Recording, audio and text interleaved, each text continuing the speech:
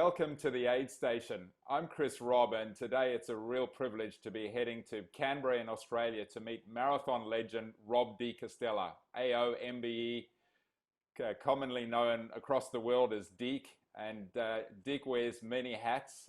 He's the founder and director of the Indigenous Marathon Foundation. He's the co-founder of Deke's Health Foods. Absolute pleasure to catch up. Hi there, Rob. Hey, Chris. Good to see you again, mate.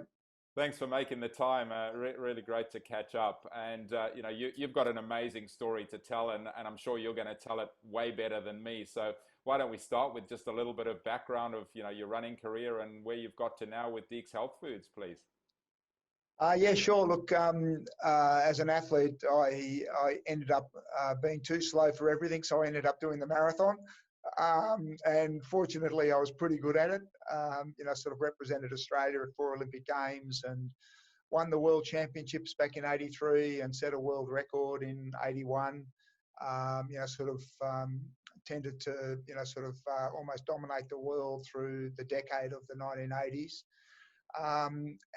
So I had this wonderful career as an Australian distance runner and traveling the world and living overseas. Lived in Colorado for about 5 or 6 years, and then came back, headed up the Australian Institute of Sport for about 5 years, and helped to lay some of the foundations going into the Sydney 2000 Olympics with our high performance athletes, and working with all of the NSOs, National Sporting Organisations and groups. Set up a charity, the first charity targeting youth obesity and child obesity, and now that's morphed into the Indigenous Marathon Foundation. So working with a cross-section or right across Australia with our Aboriginal and Torres Strait Island people, and using running to promote a healthy lifestyle, but more importantly to instill pride and self-worth, and through that give them the courage to take on a lot of other challenges in their lives. So we've got over 100 graduates that have come through our programs in the last 10 years, and then also about 14 years ago set up a small little health food business, Deke's Health Foods, that's grown, and now we specialise in grain-free, which is sort of beyond gluten-free. So really a whole range of bakery products and pastas and pizza bases and breads and a whole host of things to really support people who have any sort of compromised autoimmune performance. So obviously celiac is a very popular demographic these days all around the world, but there's a lot of other people whose immune system is compromised by some of the defense chemicals in the grains. So we work extensively with cafes and restaurants and food wholesalers, and then also our own retail mail order business. Wow, fantastic journey, and so much impact you've made, inspiring people whilst running. The amazing work with the Aboriginal Indigenous Runners Foundation, and now contributing to people's health in a different way, which I guess flies under the radar with many people. A lot of people are aware of celiac, but the impact of all the chemicals in grains across the world is a real issue, isn't it? It is, yeah. Look, the celiac and the gluten intolerance is very well known. But celiac it affects the digestive system, the villi in the stomach. But there's a lot of other defense chemicals very similar to gluten in other grains. So rice and corn are also massive grains that the world consumes, and those grains have been modified by our wonderful food scientists to increase the yields and make the grains more resistant to pests and molds and insects and things. Unfortunately, anyone who's got any sort of compromised immune system can really struggle to cope with those natural plant defense chemicals. And that's why we really want to provide the opportunity for people to understand that they can get rid of the symptoms of a lot of things like arthritis and headaches and bloatedness and sort of a whole host of other chronic diseases if they can eliminate grains from their diet.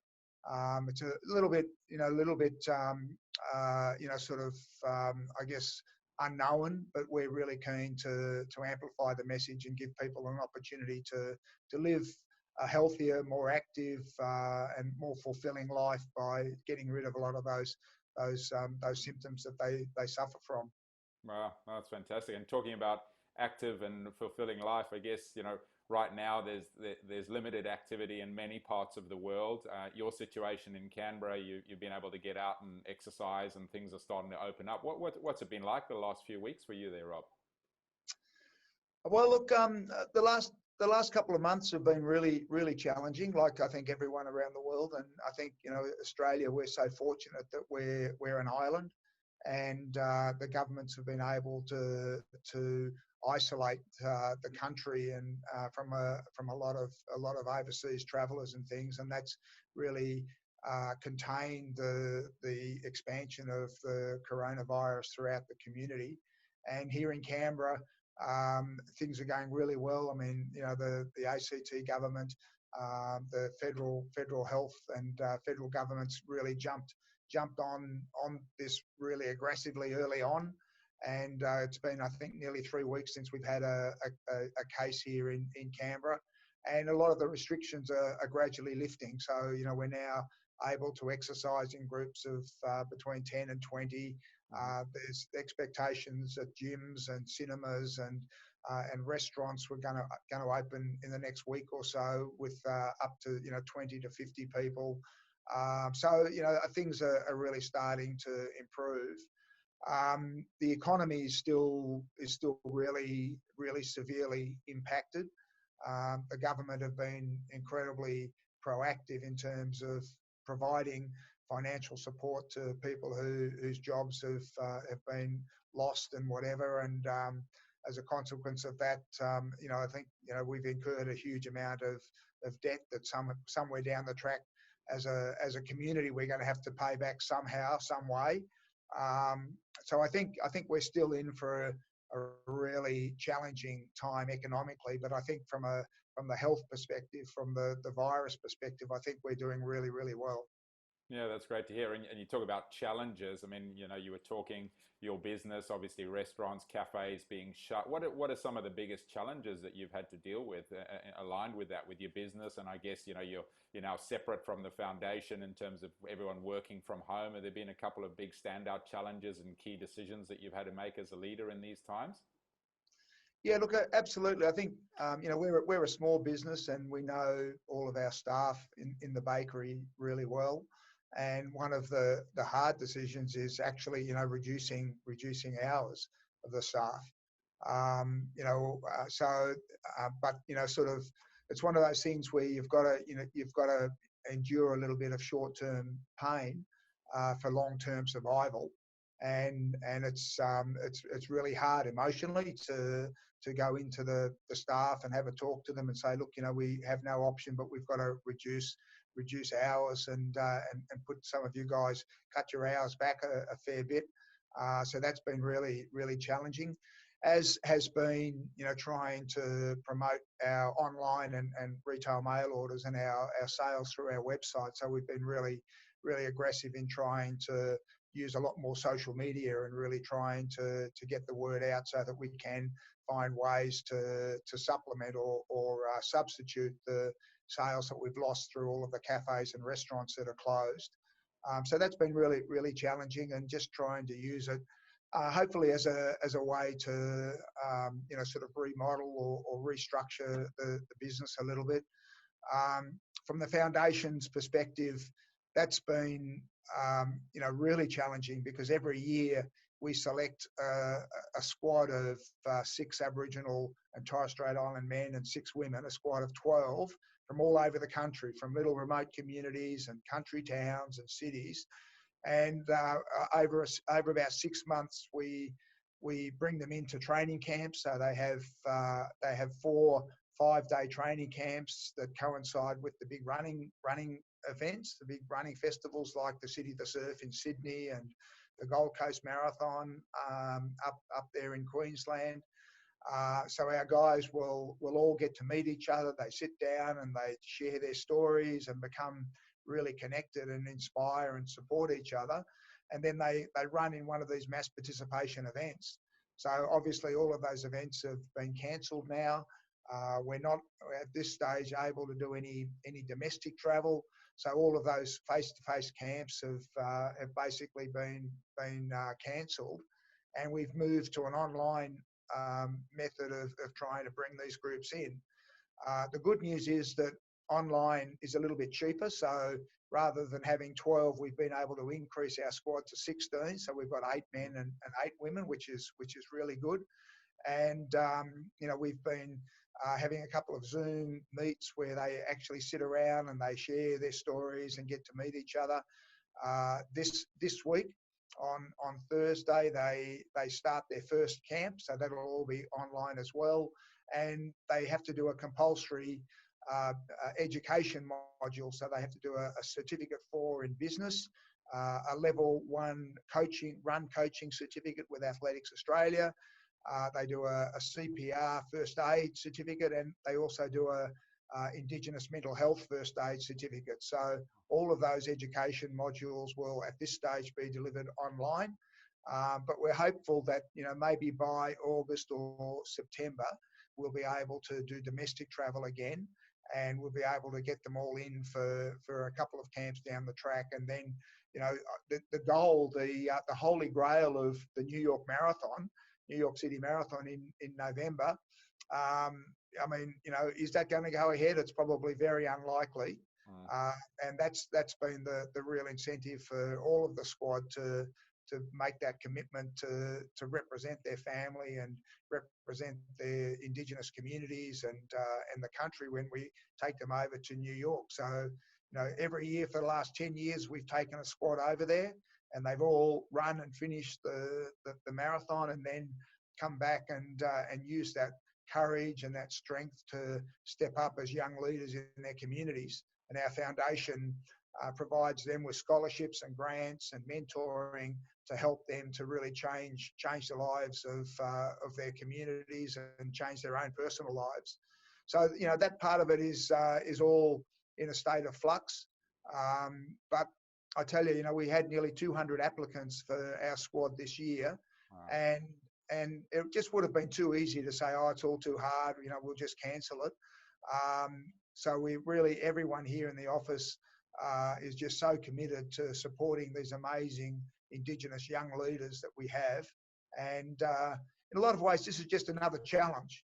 It's just another opportunity for them to show their strength and their resilience, and to show themselves and others how strong and how courageous our young Indigenous people are.